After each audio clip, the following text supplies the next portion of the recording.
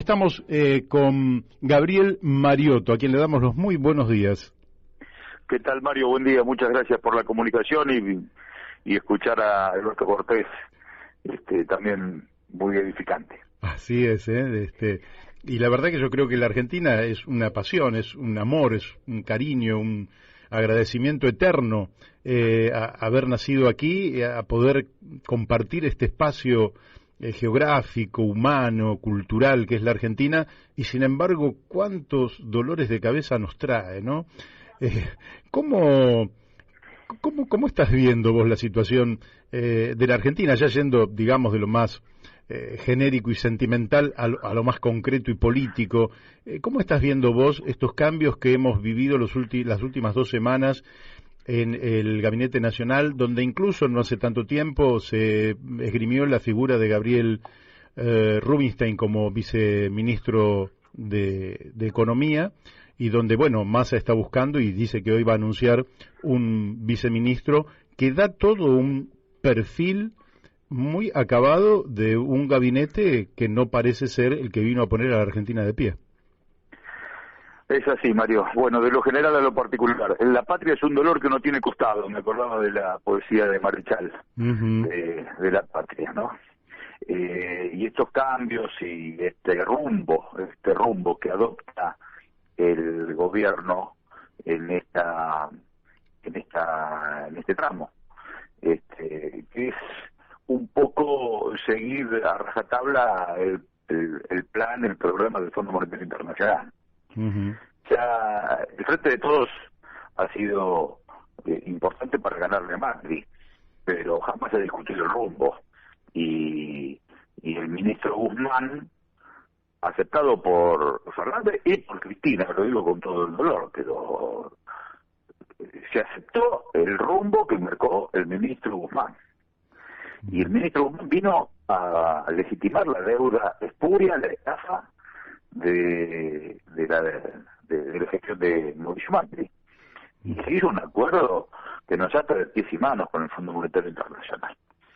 Entonces, esto viene mal parido desde el primer día, en términos de deuda externa, y se aprueba en el Congreso un acuerdo que realmente es la legalización, como decía la Biblia Forza, el estatuto legal del coloniaje, cuando hablaba del pacto Roca-Runciman. Bueno, este es un estatuto legal del coloniaje con una fuga de 45.000 millones de dólares. No hay nada que se haya hecho en nombre de la patria. Y de los 27 acuerdos que tiene la Argentina con el fondo, este es el único que pasa por el Congreso, lo que nos deja jugados y sin fichas en el derecho público internacional. Por eso es una estafa muy grande lo que se hizo en la legislatura. ¿Cuál es la grieta? ¿Cuál es la grieta entre el Frente Cambiemos y el Frente de Todos? ¿Cuál es la grieta? Uno toma deuda y otro la legitima.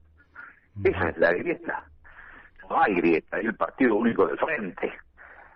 El partido único de los ambos frentes, se podría decir el partido único del fondo. Por eso digo que esto es una grieta ficticia. No es liberación de la tendencia, patria colonia.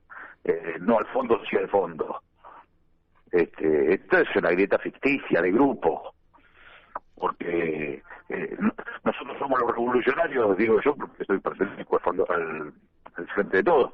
Nosotros somos los revolucionarios porque somos los que pagamos la deuda que tomó el gobierno colonial. Me parece que es una farsa total, ¿no? Y hay que salir de esta farsa.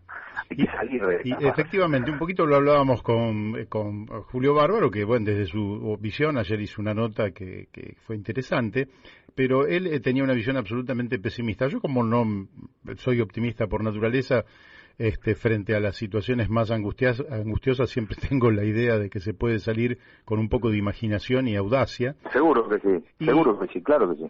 ¿Cómo ves? Porque yo, lo digo con humildad, porque yo transito muchos años en la política, pero tengo que ser humilde porque no soy la luz de nadie. Nunca vi, sí lo vi al Frente de Todos, que le iba a ganar al macrismo, que en sí mismo era un dato muy importante. lo habríamos charlado con Pino Solanas incluso, pero sí era más importante si iba a cambiar la política, pues si iba a continuar la política no era importante. Ahora, ¿sigue siendo una herramienta válida el Frente de Todos? Bueno, cada vez está más devaluada. Al no discutir rumbo y no tener plan y no tener programa, se adopta el programa que impone el Fondo Monetario Internacional, que es simétrico al que puede aplicar el Macri del radicalismo. Por eso digo que es una falsa grieta. Y yo tengo esperanzas igual que vos, Mario, porque se me ocurre que esta situación de desencanto y de frustración tiene que abrir ventanas a un cambio de paradigma. Claro. El pueblo argentino no ha hecho cosas maravillosas a lo largo de su historia, y a veces parecía vencido, rendido, asimilado al sistema, y de repente sale a contramano y vociferando. Entonces, esta situación de desencanto va a traer emergentes y rumbos.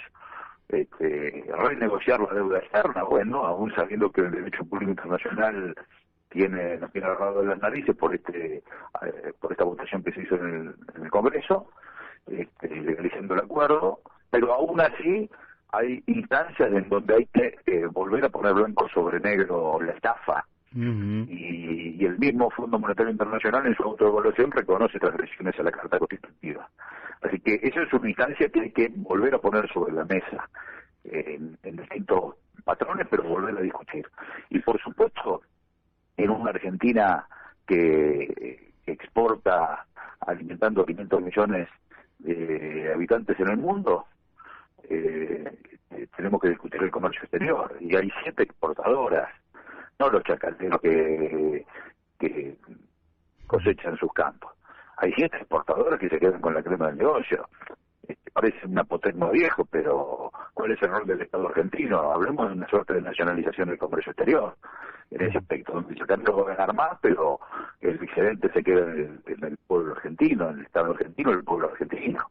Claro. Y se garantiza los alimentos de los argentinos, que somos lo que generamos con nuestra tierra, nuestro clima, nuestro sol, se produce aquí, en esas condiciones que nos da la tierra de nuestra patria. Entonces, eso es imprescindible. Evo Morales lo hizo con el comercio exterior y lo hizo con la energía. También hay que hablar de energía aquí.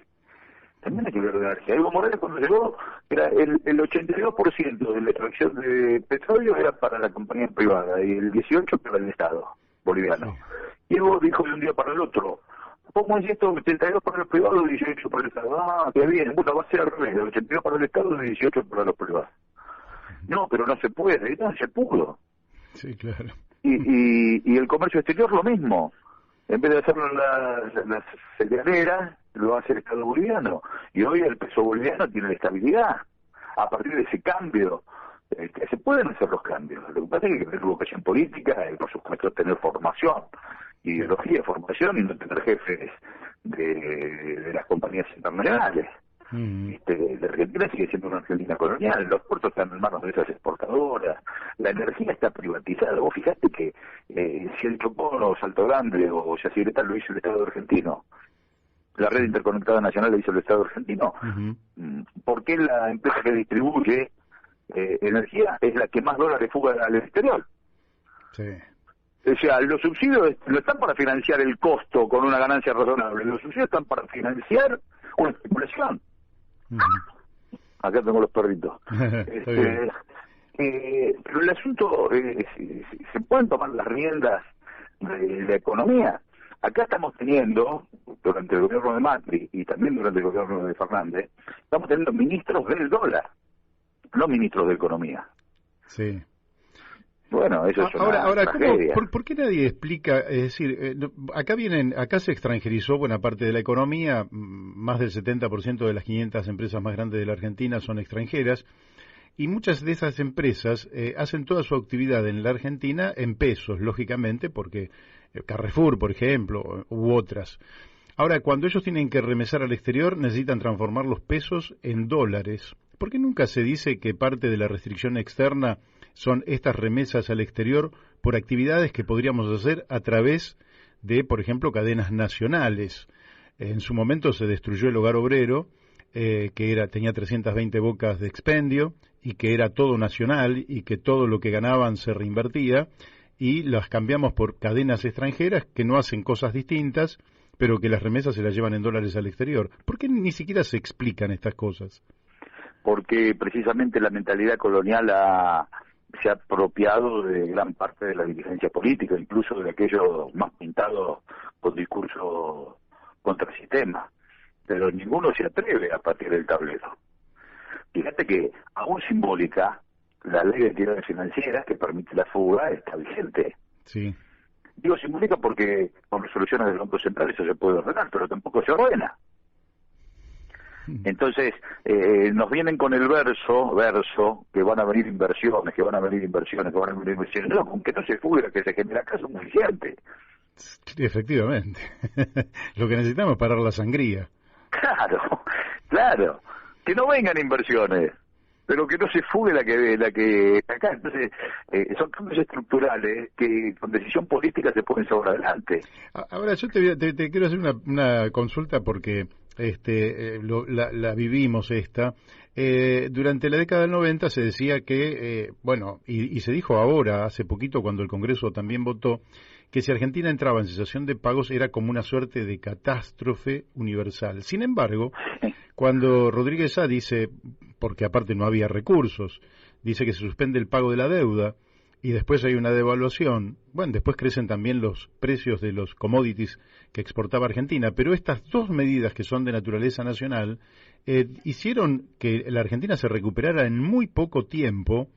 Y sin embargo, a pesar de lo que dice la experiencia, que al detener esa sangría el país se recuperó rápido, la dirigencia política sigue repitiendo que no pagar sería el desastre, cuando efectivamente tenemos una deuda por la que pagamos y que cada vez cuesta más cara y que cada vez es más grande. De manera que estamos en una verdadera trampa de deuda y no se dice. Ahora, ¿cómo reunimos una masa crítica en torno a estos temas?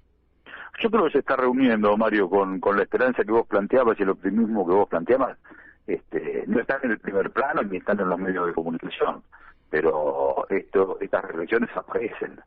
Nosotros desde un espacio muy pequeño como Soberanos estamos recibiendo aportes permanentemente en esa dirección. Como así hay otros espacios políticos que también lo están haciendo, por fuera de la instrucción de la conducción, llamémosle. Claro.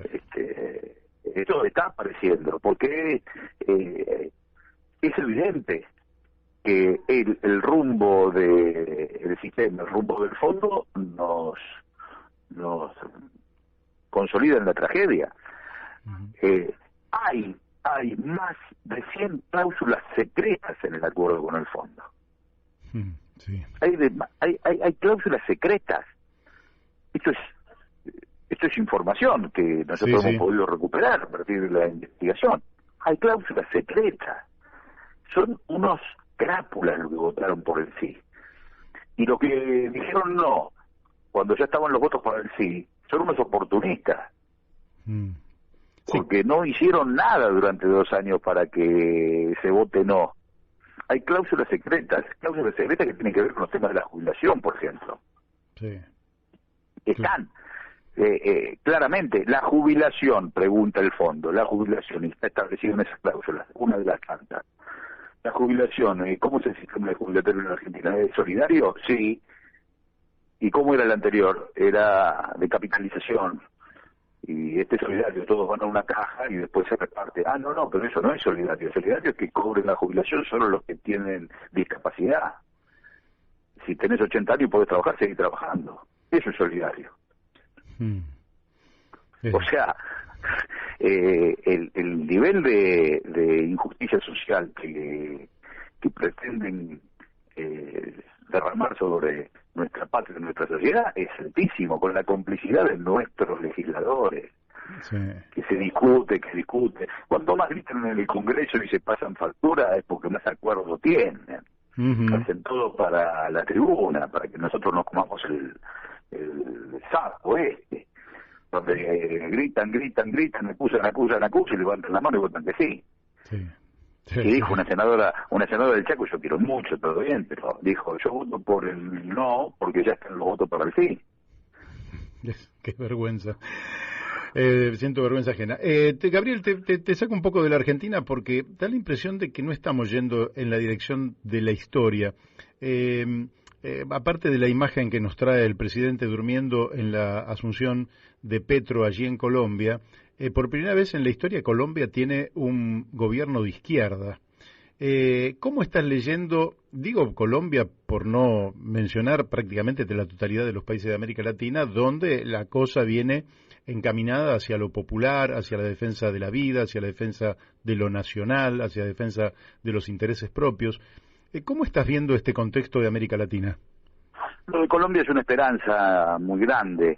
La campaña de Petro fue realmente muy precisa con su vicepresidenta, planteando no el extractivismo, por ejemplo, ¿no? Una cosa muy de vanguardia, muy seria, muy de cuidado del medio ambiente y de cambio de paradigma.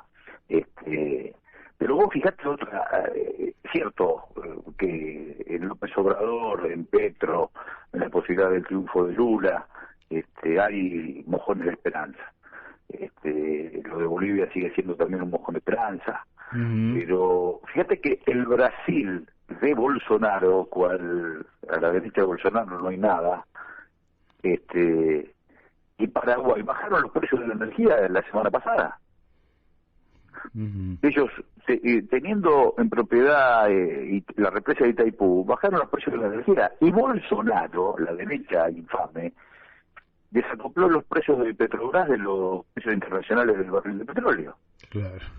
Entonces, aún gobiernos que están en las antípodas de nuestro pensamiento, nazifascistas, explícitos como el de Bolsonaro, piensan en la economía de Brasil. Así es. Nosotros siempre pensamos con una mentalidad colonial. Y bueno, la llegada del superministro no nos genera ninguna esperanza. No nos genera ninguna esperanza, precisamente por haber sido una adalid de el pago a los buitres, el gobierno de Macri, por haber promovido en el gobierno de Fernández la votación a los primos hermanos de los buitres, que son los comunistas, y por haber apoyado el acuerdo con el fondo. Entonces no hay mucha esperanza de un cambio de un plantaje, un cambio de rumbo. Entonces, bueno, el contexto internacional de la América Latina nos tiene que venir bien como para redefinir un programa nacional, popular, de justicia social, de crecimiento, de riqueza de la nación, ¿no? Grandeza de la nación y felicidad del pueblo, digo. Sí. Estos aspectos son centrales. Pero se pueden definir con medidas, con medidas planas, en términos de línea política. No sé, Evo Morales lo hizo. Tomó las medidas que tenía que tomar y nacionalizó la economía de su país. Y hoy se ven los beneficios de la estabilidad y la previsibilidad de Bolivia, incluyendo y generando recursos. Hay una empresa nacional de litio, qué sé yo. Sí, pero acá parece que todos esos temas están fuera de agenda. Entonces, para mí me preocupa que el Frente de Todos no discuta comercio exterior, no discuta servicios públicos, y realmente siga pensando en la economía clásica de las transnacionales. Sí. Parece viejo nuestro discurso, pero es nuevo, es vigente la expoliación. No, claro. Ahora, fíjate vos que yo recuerdo la etapa, y los oyentes me disculparán que vuelva al pasado, la etapa en la cual Menem gana, no solo la interna del PJ, que dejemos de lado eso, sino que gana la elección en el año 89. En el año 89 cae el muro de Berlín, en el año 91 cae la Unión Soviética, el mundo es una globalización unipolar, y él decide acomodarse a ese mundo unipolar a través de las relaciones carnales con los Estados Unidos, entregando absolutamente todas las empresas del Estado, asociándose subordinadamente al Fondo Monetario Internacional, etcétera, etcétera. Ahora, pasaron ya 30 años y el mundo ya no es el mismo. Quieras o no, estamos en la emergencia de un mundo multipolar, claramente multipolar, donde Estados Unidos, bueno, es una potencia que ve mermar su hegemonía, que ya no puede imponer la conducta de todos los países del mundo, que hay quienes los desafían de manera más abierta, otros más encubierta. ¿Por qué no se aprovecha una etapa como esta para justamente avanzar en la dirección que vos decís, cuando a todas luces estamos en un mundo que nos lo permitiría sin mayor problema y sin peligro de una intervención como la que se podría sospechar en otra época?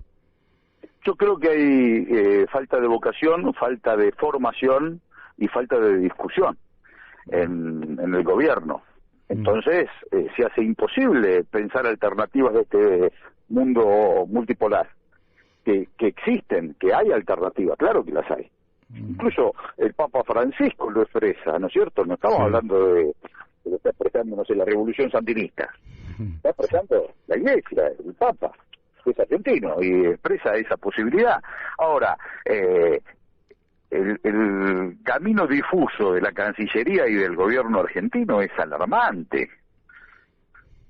A mí me preocupa la falta de formación que expresan quienes conducen la política exterior argentina. Me preocupa.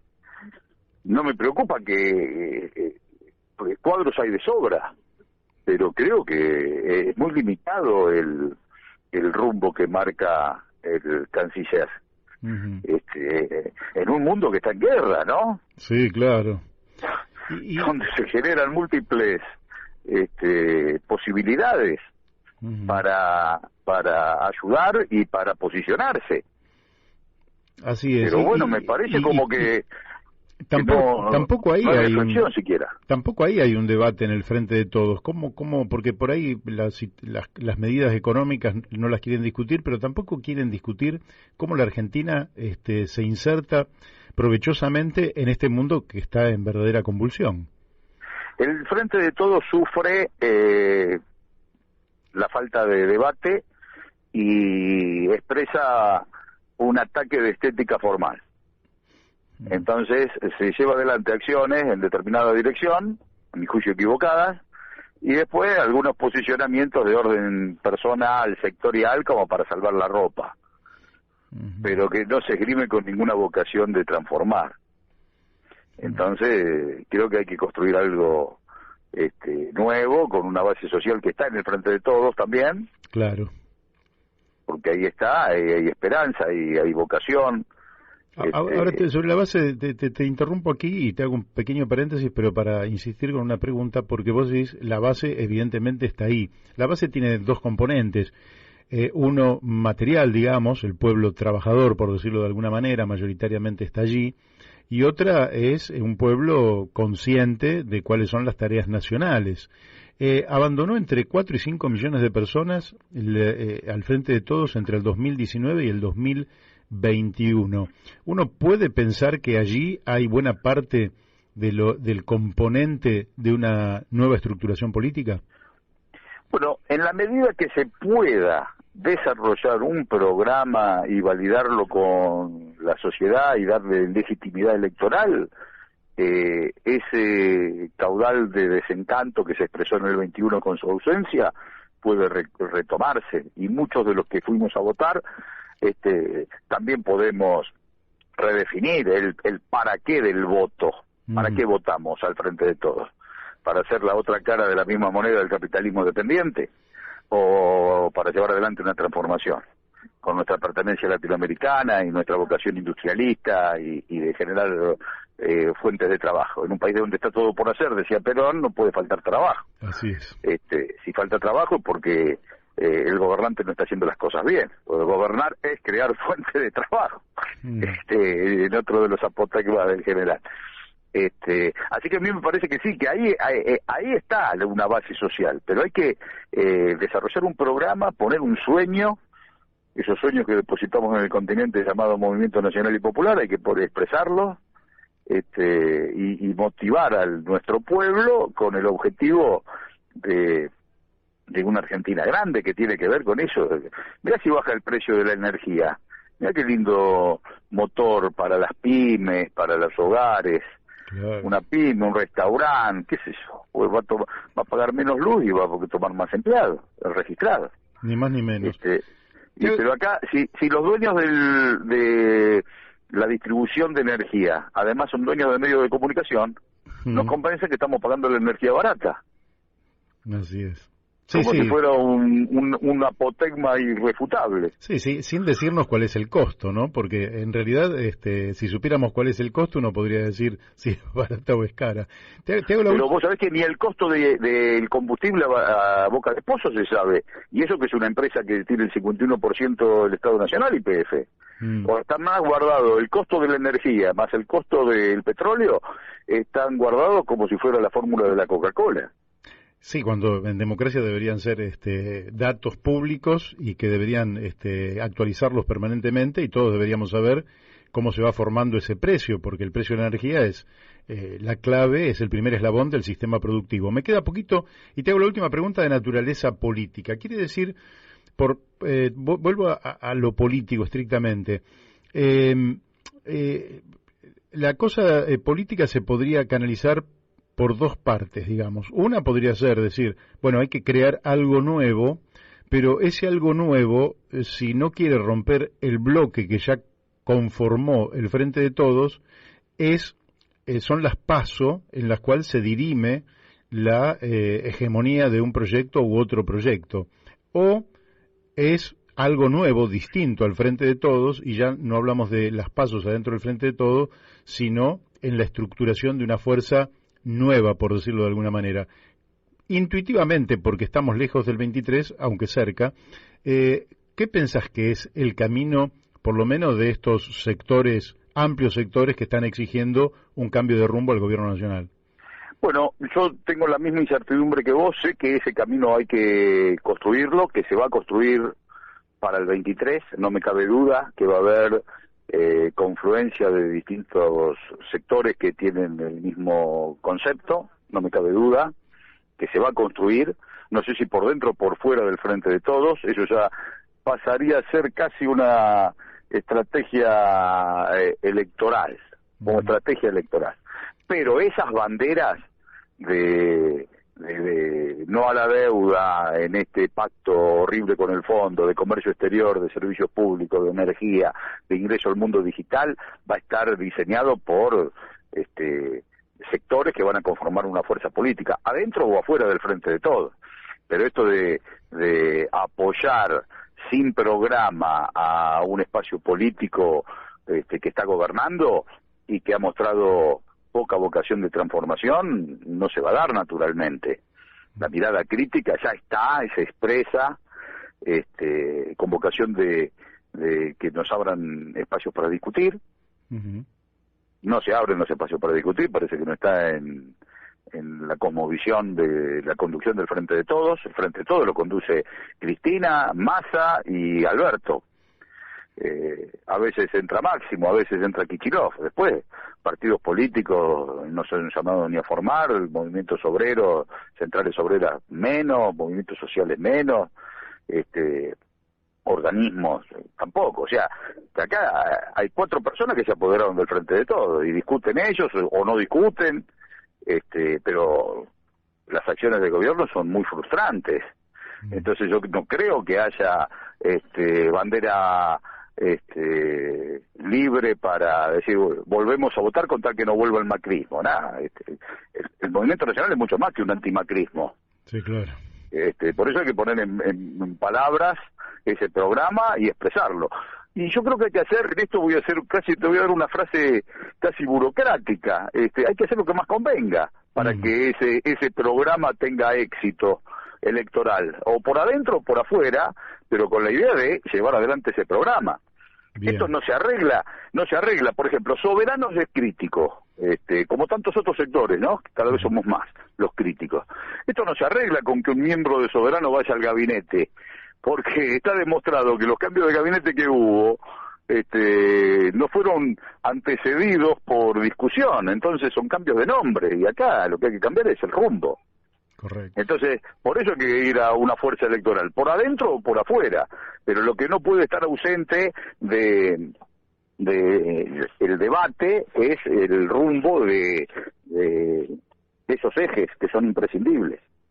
Así es. Bueno, Gabriel, te agradezco muchísimo la amabilidad que has tenido de charlar con nosotros en el día de hoy y ojalá un día, dentro de algún tiempo, puedas venir hasta aquí, hasta la radio y podamos Pero con todo gusto, tomar unos mates. todo gusto, Mario, con todo gusto. Cuando vos digas, porque siempre es lindo y muy edificante reflexionar contigo, a corazón abierto. Muy bien, muchísimas gracias. Te mando un fuertísimo abrazo. A todos. Gracias. Y a todos, adiós. Gracias. Bien, bueno.